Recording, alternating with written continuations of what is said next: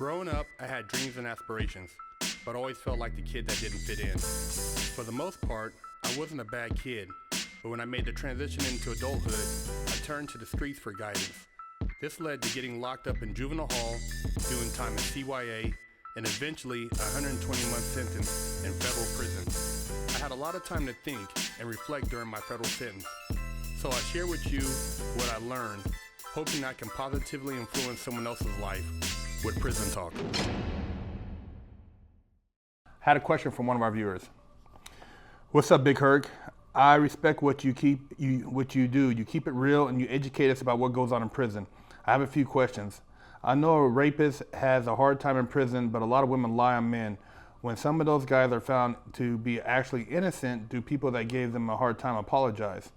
My second question is, if a shot caller gets released or transferred, do they always have a second person in command to replace him?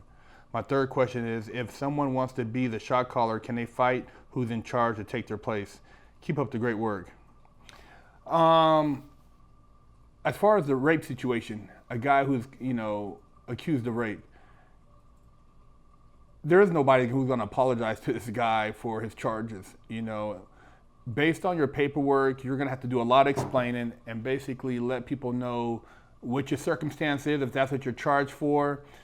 If a girl was a minor, then you got to try to justify why you were messing with a minor. And a lot of times, people aren't trying to hear it unless you're known on the street and dudes know that you're a credible person and that, the girl you're messing with is a little, she's a little thought or she's a little hoochie, then you might get a pass. But a lot of this reflects back on who the individual is as far as the person coming in. If he's a street dude that basically maybe got caught up, or if he's some old pervert who was, working at a school, fucking with the students. So there's a lot of variables. Certain races handle it differently. The white guys might handle it differently than how the black guys might handle it. The Mexicans might handle it differently than the black guys handle it. So, everybody deals with it in their own, in their own fashion.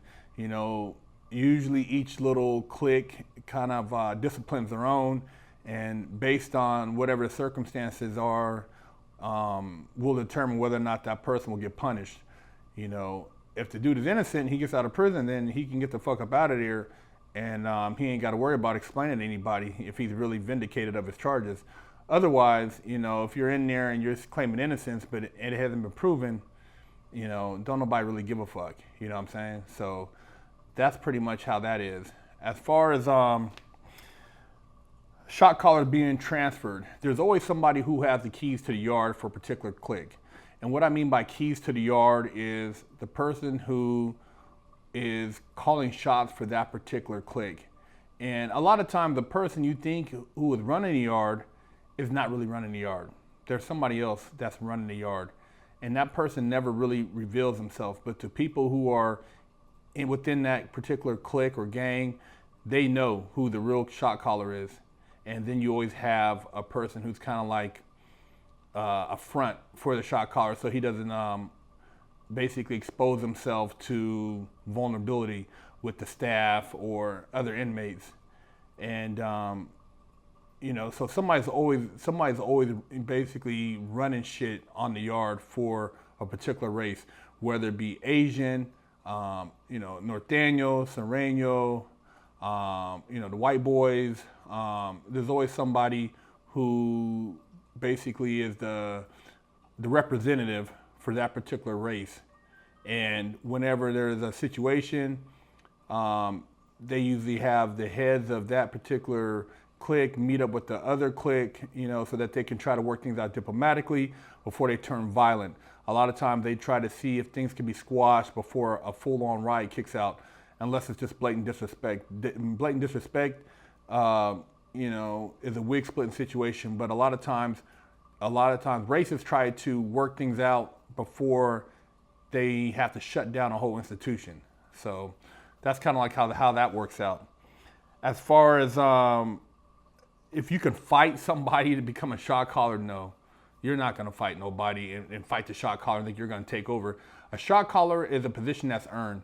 And usually from what you've done on maybe other yards, other institutions, people, you're appointed by almost like a private committee. And it's not like this guy's beat everybody up, so now he's the leader. It doesn't work like that. That's some shit you see on the playground. In the pen, your accolades, your respect on the street, what you've done in other institutions, all this plays a factor into who is the head of that particular gang, clique, or race. All that plays a factor. Because if the people underneath you don't respect you, then you're not going to lead anybody, and you're not going to be calling any shots. So all that has to be, worked out. So when somebody's on the yard and they're, designated as the person who's the rep for that particular clique, you're not, you try to beat him up, you're going to get your wig split. You know what I'm saying? You're not going to get anywhere. And that person who's appointed, the people underneath him have to respect that. And if they don't agree with how that person's running the yard, then they got to take it up with other people, and within the clique or other officials who might be at other institutions to let them know that, shit is not cool.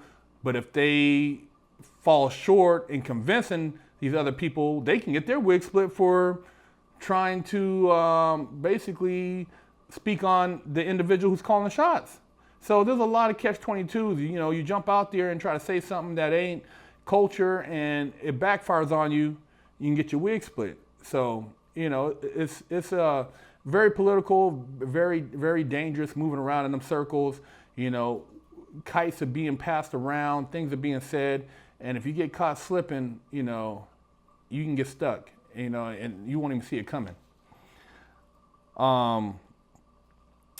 As far as anything else dealing with like a shot caller,